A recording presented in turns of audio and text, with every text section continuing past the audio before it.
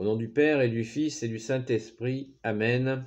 La paix de Jésus soit dans votre maison. J'espère que vous allez bien, que vous êtes en forme, que vous êtes dans la paix et la joie de Jésus. Alléluia.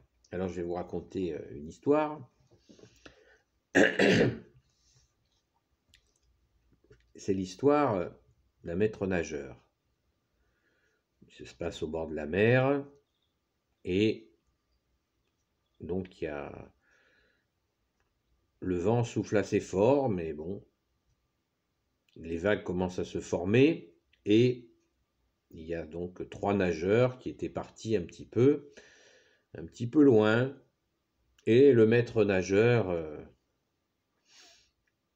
est là, et il les regardait quand même du coin de l'œil, et puis les vagues sont de plus en plus fortes, et un courant fait qu'il n'arrive pas à revenir. Le maître nageur, n'écoutant que son savoir-faire et son courage, va à leur rencontre. Et donc, il en ramène un. Il le met sur la plage, à moitié noyé, le gars. Il replonge une deuxième fois, il ramène le deuxième, il ramène le troisième, et les voilà tous les 3. Et déjà, la journée était bien avancée. Les voilà tous les 3. Il leur fait quelques gestes de secourisme pour s'assurer qu'ils ont bien repris leur souffle et qu'ils n'ont plus d'eau dans les poumons. Et les voilà KO, mais vivants, sur le bord de la plage. Et une troupe s'est amassée autour d'eux pour veiller sur eux, et tout va bien, mais ils sont encore assez choqués. Et le maître nageur, sa journée étant finie, est parti. Et quand ces 3 personnes reviennent à eux, eh bien, les gens leur expliquent ce qui s'est passé. Et eux demandent qu'est-ce qui s'est passé. Ben, ils ont été sauvés. Et les 3 sont bien contents d'être vivants. Et il y en a un seul qui pose des questions aux gens. Ils disent, mais c'est qui nous a sauvés? Les 2 autres sont déjà partis. Les 2 autres sauvés sont déjà partis. Et alors les gens répondent à celui qui demande, les gens lui disent, ben voilà, c'est le maître nageur qui était là, il a été vous chercher, il vous a sauvé la vie. Mais il est où ce maître nageur? Il est où? Les gens disent, c'est rien, il a fini sa journée, il est parti. Non, mais dites-moi où il habite. Alors, il y en a un qui dit, je crois qu'il est au village, il est hébergé au village, là, pas très loin de la mer. Ah, d'accord, et vous savez son adresse, etc. Il dit, renseignez-vous peut-être à la boulangerie, on vous dira, il est certainement connu. Et le gars part en courant, il faut que je le voie, il faut que je le remercie. Et il part en courant à sa recherche.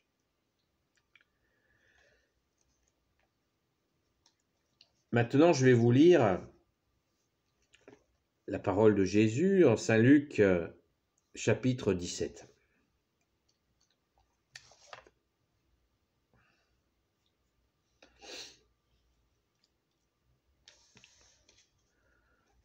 Or, comme il faisait route vers Jérusalem, c'est Jésus qui fait route vers Jérusalem. Or, comme il faisait route vers Jérusalem, il passait aux confins de la Samarie et de la Galilée. Et à son entrée dans un village, vinrent à sa rencontre 10 lépreux qui se tinrent à distance.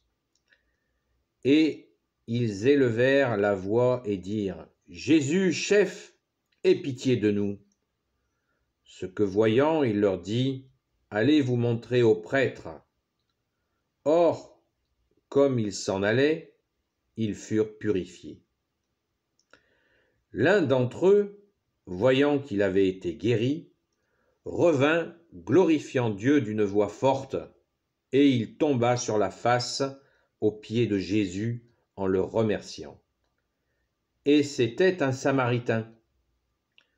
Prenant la parole, Jésus dit : « Est-ce que les 10 n'ont pas été purifiés ? Les 9 autres, où sont-ils ?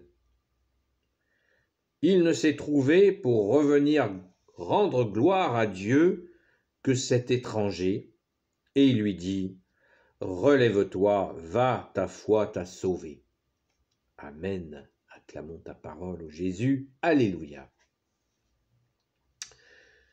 Eh bien, quelques éléments de contexte, mais avant, sont nécessaires pour bien comprendre ta parole, ô Jésus. Mais déjà, j'ai voulu vous raconter cette petite histoire de maître nageur et cette parabole que l'on appelle la parabole des 10 lépreux, qui est absolument magnifique, de beauté bien sûr, de pureté, mais aussi de puissance de Dieu, mais aussi d'éclairage sur notre manque de reconnaissance, notre manque d'amour envers celui qui nous a sauvés. Sachant que très important, quand les lépreux crient vers Jésus et qu'ils crient « Jésus, chef, aie pitié de nous ». Chef, que veut dire le mot chef ? Chef veut dire la tête. Jésus est le chef de l'Église catholique, c'est la tête. Aie pitié de nous. Et Jésus leur dit : allez vous montrer aux prêtres, car quand un lépreux était guéri, eh bien, il devait aller se montrer aux prêtres, ce qui lui permettait d'être réintégré dans la société. Parce que tant qu'il était lépreux, il était banni du village ou de la ville. Et il devait vivre à l'extérieur des villes, à l'extérieur des villages. En se montrant guéri, ils avaient la validation pour retrouver la vie en société, en famille, etc. Donc vous imaginez la joie des gens qui étaient guéris. Et Jésus a respecté cette tradition qui consistait à aller se montrer aux prêtres. C'est magnifique. Jésus qui est Dieu, eh bien, il respecte cette tradition afin que ces gens puissent retrouver leur place dans leur famille et dans la vie. Merci Jésus. Or, comme ils s'en allaient, ils furent purifiés. C'est-à-dire que ça s'est fait en marchant. Peut-être que pouvons-nous comprendre quelque chose. C'est-à-dire que Jésus, il a fait, notre bien-aimé Jésus, tu as fait des guérisons instantanées, mais là, la guérison s'est faite en marchant. Donc peut-être que nous pouvons méditer ou digérer, mendiquer, ce qui veut dire manger doucement. Ta parole, ô Jésus, nous guérissons en marchant. Ça, je pense que c'est à mettre à un coin. Moi, je mets ça dans un coin de ma pensée parce que ça me paraît très vrai. Dans bien des cas, nous guérissons en marchant. En marchant, bien sûr, à la suite, derrière Jésus. Marchons avec toi, Jésus. Alors, ensuite, le seul qui revient, bon, est-ce que c'est peut-être pas utile de dire que celui qui est guéri, celui qui est reconnaissant, le seul qui a la reconnaissance, les 9 autres, que dalle, eh bien, il se jette aux pieds de Jésus. Ça, c'est comme Sainte Marie-Madeleine, c'est jeter aux pieds de Jésus, notre chère Sainte Patronne. Ça nous parle, à nous, les amis de Marie-Madeleine. très très fortement, ce lépreux qui se jette aux pieds du bien-aimé, Jésus. Et incroyable, comme si ça ne suffisait pas de l'absence de reconnaissance des autres, ce brave ex-lépreux est en plus un Samaritain. Il faut savoir que les Samaritains et les Juifs, ils étaient totalement opposés. Ils ne pouvaient pas se voir.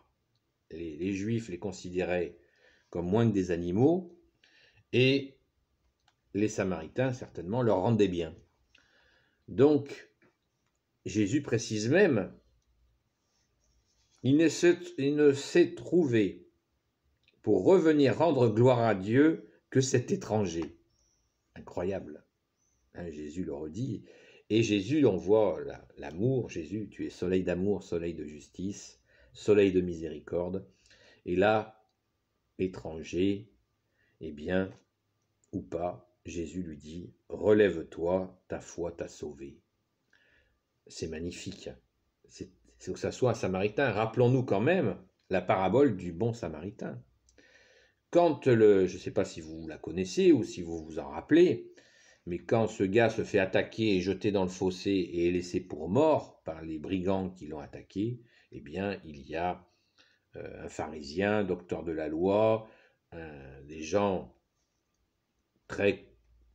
qui sont soi-disant dans la foi de l'époque, eh bien, ils le laissent tous crever dans son coin, et il faut que ça soit encore un Samaritain qui vienne au secours de ce brave type qui s'était fait massacrer et jeter pour mort dans le fossé.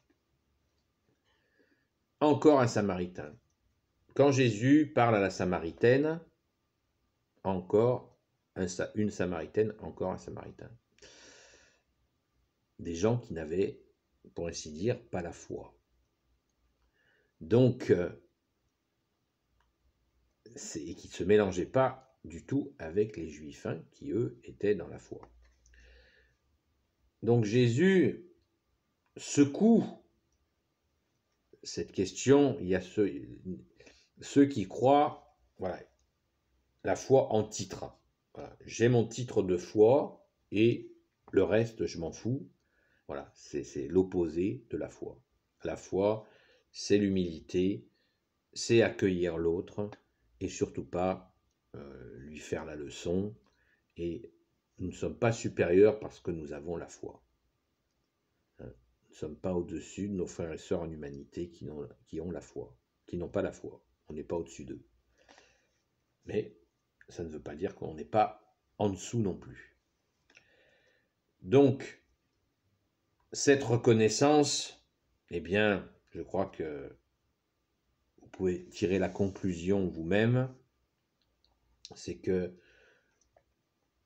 notre cher Sauveur Jésus reçoit la plupart du temps que du mépris, de l'indifférence, alors qu'il a tout donné pour nous. Alors, soyons cet ex-lépreux qui se met à courir vers Jésus pour lui dire merci. Merci, bien-aimé Jésus, pour tes merveilles. Merci, Jésus, de m'avoir sauvé. Merci, Jésus, de m'aimer alors que je suis si peu aimable. Merci, bien-aimé Jésus. Rendons grâce, les amis, ou si vous n'êtes pas des amis, eh bien, pensons à dire merci à Jésus. Arrêtons-nous dans une église, allons au tabernacle et disons merci Jésus d'être venu. Merci bien-aimé, alléluia. Soyons reconnaissants. Hein. C'est la moindre des choses. Nous aimons nous-mêmes la reconnaissance, alors faisons-le les amis. Et si vous n'êtes pas des amis, c'est pareil, vous pouvez le faire. Hein. S'arrêter, dire une petite prière, faire le pas de rentrer dans l'église, la seule église voulue par Jésus, la Sainte Église catholique, apostolique. Et vous en aurez, le premier bienfait, c'est la présence de Jésus. Et le deuxième, c'est que Jésus a dit que les portes de l'enfer ne prévaudront pas sur sa Sainte Église. Amen. La Sainte Église catholique, apostolique, qui veut dire l'Église des apôtres. Alléluia. Voilà, donc, Saint Luc, chapitre 17. versets 11 à 19. Merci Jésus de ton amour, merci Jésus de ta justice, merci Jésus de ta miséricorde. Alléluia. Béni soit le Père, le Fils et le Saint-Esprit. Amen. Ô Jésus, toi qui peux tout et qui portes tout, toi le Sauveur, toi l'Emmanuel, je te confie toutes celles et ceux qui regarderont cette vidéo, ainsi que leurs proches selon ta sainte volonté. Sainte Marie, Reine des cieux, toi l'Immaculée Conception, toi qui écrases le serpent, toi qui as la lune sous tes pas, toi notre Mère, Notre-Dame, Saint, toi dont le cœur immaculé va bientôt triompher selon la prophétie de Marthe Robin, Saint Joseph, toi le juste et le saint, toi le sage, toi la terreur des démons, toi le saint gardien de la Sainte Église catholique apostolique, Sainte Marie-Madeleine, notre chère sainte patronne, chère grande sœur, et vous tous les saints et saintes amis de Jésus, Saint Michel Archange qui est comme Dieu, Saint Gabriel Archange, Saint Raphaël Archange et tes anges guérisseurs, et vous tous les anges qui servez Jésus, je vous confie toutes celles et ceux qui regarderont cette vidéo, ainsi que leurs proches, selon ta sainte volonté, ô Jésus. N'oubliez pas les pouces en l'air, n'hésitez pas à commenter, et surtout, rendons grâce à Jésus. Amen. La paix de Jésus soit dans votre maison. À très vite.